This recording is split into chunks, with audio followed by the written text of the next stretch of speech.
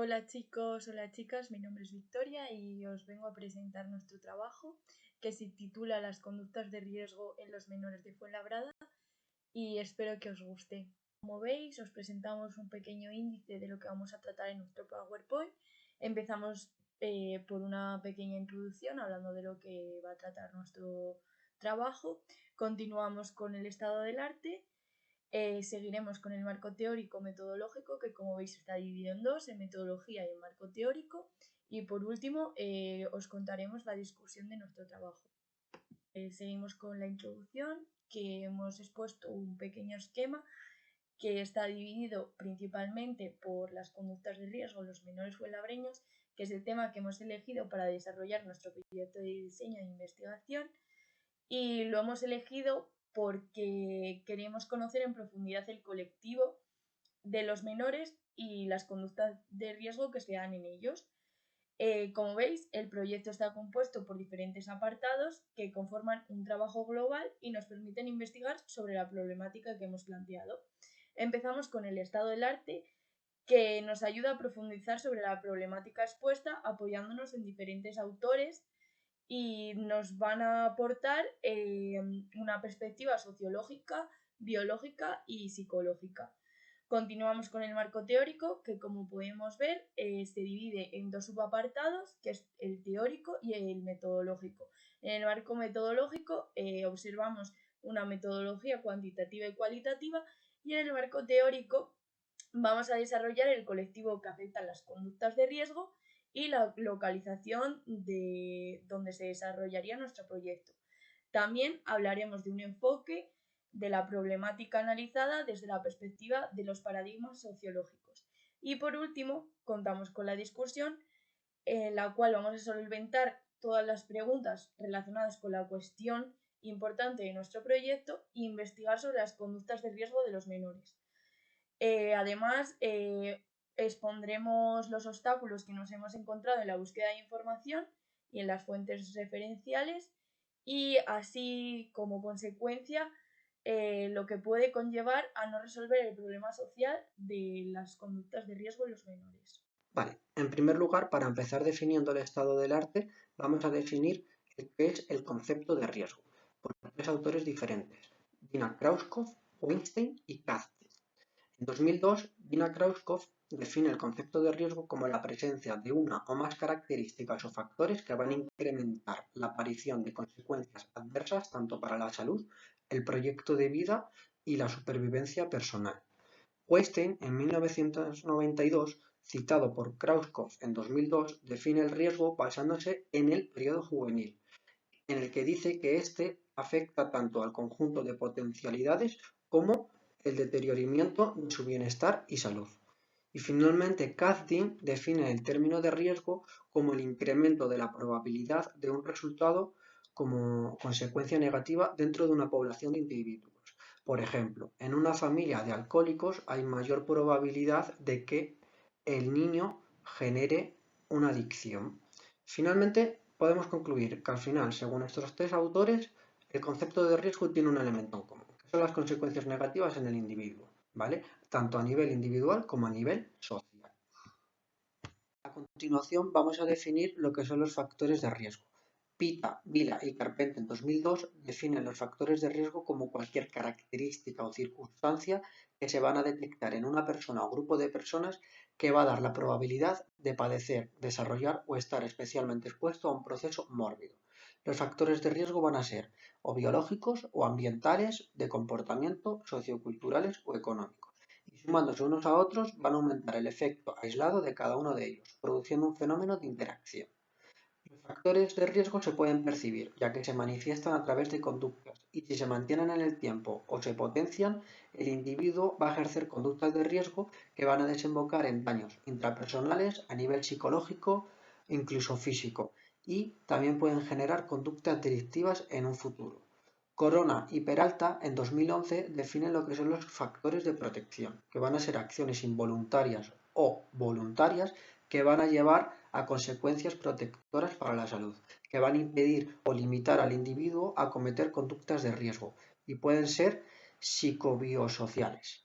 Algunos factores tienen mayor o menor presencialidad en los factores de riesgo o de protección, y son los factores individuales, familiares, escolares, sociales o comunitarios.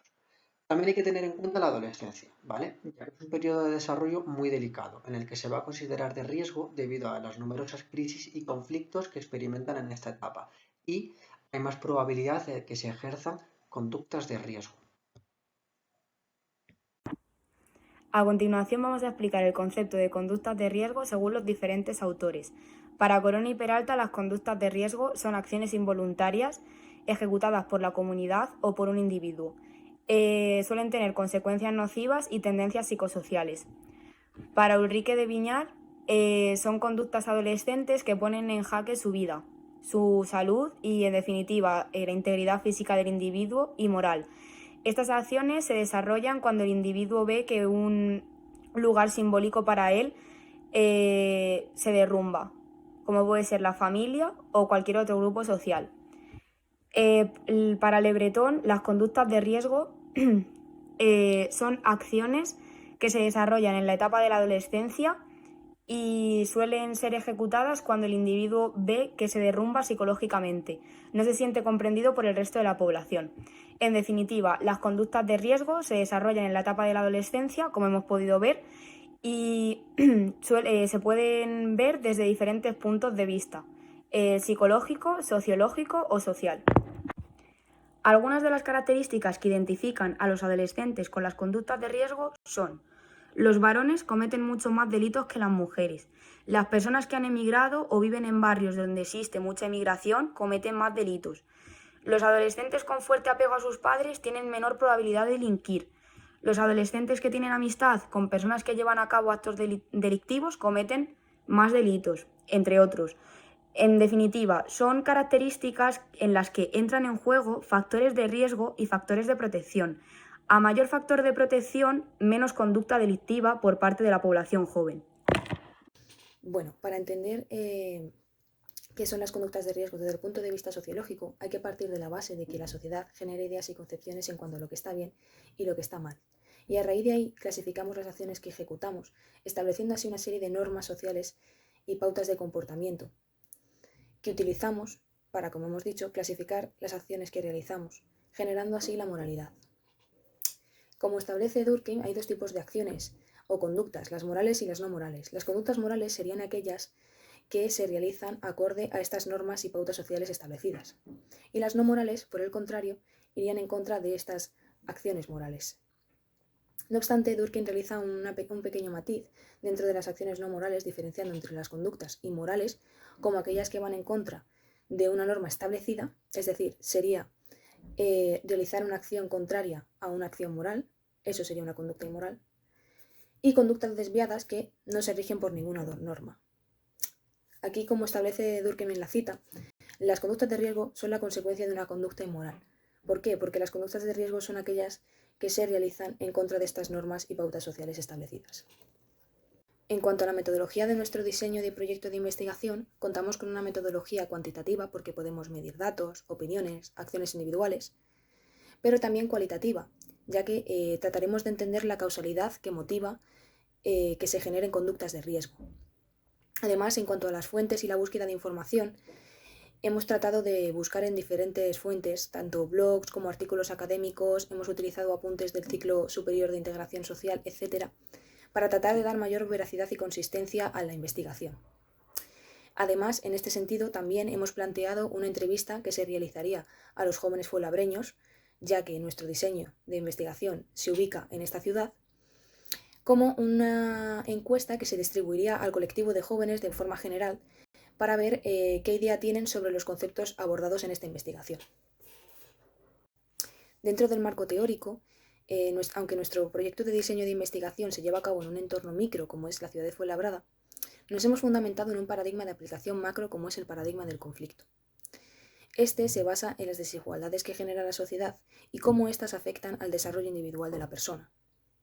En este sentido, los jóvenes fuenlabreños y los jóvenes en general, como hemos explicado en este proyecto, existen una serie de factores de riesgo que pueden impulsarlos o motivarlos a ejecutar conductas de riesgo. Como su propio nombre indica, son factores en plural, es decir, son varias situaciones y circunstancias que se cruzan en un individuo y que pueden conllevar desembocar en una situación de desamparo o de exclusión social. Esta es la idea en la que se basa la interseccionalidad, varias desigualdades o situaciones que se cruzan en un momento dado en el desarrollo del individuo y que lo afectan de forma negativa. Por ejemplo, un inmigrante que llega a nuestro país no conoce el idioma, no conoce la cultura, puede que no conozca a nadie ni tenga a nadie a quien apoyarse en el país, no está escolarizado. Son varias situaciones de desventaja que pueden situarlo en una clara situación de exclusión social. No obstante, esto no quiere decir que con ayuda del todo el entorno y su propia motivación, su energía para cambiar esta situación, puedan hacer que esas desigualdades desaparezcan y finalmente se integren en la sociedad. Pero en un primer momento son varias desigualdades y situaciones que se cruzan en el individuo y que van a repercutir en su integración y su desarrollo individual. A ver, yo os vengo a explicar el marco teórico. Antes de empezar con la propia teoría, nosotros hemos sacado una pregunta, un objeto de estudio, un objeto general y a raíz del objeto general unos objetos específicos y una hipótesis que también pues, se resolverá con una pregunta. La pregunta que hemos sacado es ¿qué factores potencian la ejecución de las conductas de riesgo en los menores de Fuenlabrada? Como objeto de estudio, ¿cuáles son las conductas de riesgo predominantes en los menores fuenlabreños? Como objetivo general, con este trabajo lo que queremos es conocer los factores que provocan la ejecución de las conductas de riesgo en los menores de Fuenlabrada. Y a raíz de eso han salido una serie de objetos específicos. En este caso hemos sacado 3. El primero es identificar cuáles son las dichas conductas de riesgo que vamos a tratar. 2, detectar los factores que potencian las conductas de riesgo. Y 3, analizar los tipos de perfiles que predominan en los menores en relación a las conductas de riesgo. Y como hipótesis es que si eliminamos los factores de riesgo que potencian las conductas, ¿se verían reducidos o no? Con respecto a la parte teórica de este trabajo, nos hemos centrado sobre todo en la localización, en el colectivo y en la infancia. En la localización hemos elegido la Comunidad de Madrid, centrándonos sobre todo en la zona sur de esta y en concreto en el municipio de Fuenlabrada. El municipio de Fuenlabrada es uno de los sitios donde mayor delincuencia hay en la Comunidad de Madrid y algunos de estos actos de delincuencia son agresiones sexuales, homicidios, asesinatos, robos con fuerza y además es una zona donde predomina mucho la población joven. Con respecto al colectivo, el objeto de estudio que nos hemos centrado en este proyecto es el colectivo de los menores, ya que tienen unas características y unas necesidades particulares debido a que son individuos en los que se encuentran en el apogeo de su desarrollo. Entonces, pues consideramos que es una edad muy importante y que tiene mucha influencia en esta delincuencia. Sobre todo nos hemos centrado en la infancia, que va desde el nacimiento hasta el principio de la adolescencia. Y consideramos que es una edad en la que es muy importante el desarrollo del apego y esto puede conllevar a que se produzca muchos actos de delincuencia, tanto en el ambiente familiar como con los iguales y demás. El apego es el vínculo que se establece entre varias personas, normalmente en los primeros años en el entorno familiar, aunque se va ampliando según se va avanzando entre los iguales, entre los amigos y demás. Vamos a diferenciar el desarrollo socioafectivo en diversas etapas.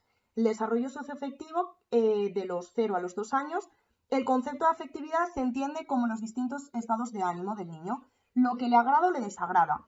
Y en esta etapa hay mucha más emoción que sentimientos. Son emociones que duran cierto periodo de tiempo, pero que terminan finalizando. El desarrollo socioafectivo de los 2 a los 6 años. Aquí empiezan a aparecer las nuevas experiencias sociales con los iguales. Los niños empiezan a jugar con niños o niñas de su edad. Entonces, la relación socioafectiva ya no solo implica a la familia, sino que implica a otro tipo de población. El desarrollo socioafectivo desde los 6 años hasta la adolescencia. Aquí sobre todo es muy importante la experiencia escolar, ya que tratan con iguales, pero también tratan con adultos. Y además aparecen muchas más competencias sociales individuales y comienzan, pues como ya hemos dicho, las relaciones de amistad, que esto en muchos casos puede conllevar a poder tener problemas o no, eso ya depende. Y luego ya la adolescencia es una etapa de pleno apogeo hormonal en lo que empiezan a consumirse muchas veces alcohol, drogas, se empiezan a mantener relaciones sexuales Y es muy importante el papel que tenga la familia, pero también tanto el papel que tenga la familia como el papel que tengan los iguales. El papel de las familias recae en las amistades, porque es una edad en la que todos pensamos que nuestras amistades son buenas, y muchas veces pues nos dejamos llevar o se dejan llevar por ciertas amistades. Por último, nos encontramos ante la diapositiva de discusión. Como veis, nos encontramos con 3 apartados, los cuales vamos a tratar, y vamos a empezar el por qué hemos elegido dicho tema. Este tema lo hemos elegido porque ha sido tratado con anterioridad en el ciclo superior de integración social que han cursado 3 de los 5 integrantes que componemos el grupo. También hemos elegido la localidad de Fuenlabrada debido a que 3 miembros del grupo viven en Madrid y concretamente 2 de ellos viven en el municipio de Fuenlabrada, que se encuentra en la zona sur de Madrid. Y la zona sur de Madrid cuenta con estadísticas sobre los delitos recogidos en las comisarías, y dichos actos delictivos son fruto de la ejecución de las conductas de riesgo de los jóvenes. Durante toda la investigación hemos intentado dar respuesta a todas nuestras preguntas, cumpliendo así con el fin de nuestro trabajo. Continuamos con los problemas encontrados al trabajar sobre dicho tema. Uno de ellos ha sido que al realizar la investigación desde el punto de vista sociológico, ya que con anterioridad nunca lo habíamos hecho, entonces nos ha costado más. Luego, otro de los problemas que hemos encontrado es que en un principio teníamos una idea totalmente diferente a la que hemos puesto en el trabajo, porque teníamos una idea muy global, entonces teníamos que concretar mucho más y elegimos las conductas de riesgo, ya que podrían estar respaldadas en los datos oficiales de diferentes organismos, en este caso el Ayuntamiento de Fuenlabrada. Y otro punto que nos ha supuesto una dificultad es el caso de estar en una pandemia mundial, ya que no se recomienda que nos juntemos, entonces hemos hecho la mayoría del trabajo online, lo que ha conllevado a una comunicación más complicada, y a la hora de exponer nuestras ideas era más complicado que la gente nos entendiera nuestro punto de vista. Por último, hablamos de la distribución del trabajo. Nosotros no lo hemos distribuido de forma en que cada uno de los integrantes del grupo tenía que leerse todos los puntos y comprobarse que estaba bien cada uno de los puntos, debido a que consideramos que es un trabajo lineal y todo tiene que ver con lo anterior, y si repartíamos por puntos iba a ser mucho más complicado a la hora de unirlo y que tuviese coherencia y cohesión todo a lo largo de todo el proyecto. Finalmente, después de haber realizado este trabajo, pues creemos a nivel personal que hemos podido conocer y comprender mucho mejor dicho colectivo, y tenemos bastante información sobre las conductas de riesgo y los factores importantes que hay que tener en cuenta para reducir su aparición. Además, que los 5 integrantes del grupo habíamos realizado un ciclo superior con anterioridad y nos ha resultado bastante fácil porque tuvimos que entregar ya un proyecto de investigación al final de nuestro ciclo. Bueno, chicos, hasta aquí nuestra presentación, espero que os haya gustado, y si tenéis alguna pregunta, duda o curiosidad, pues adelante y muchas gracias.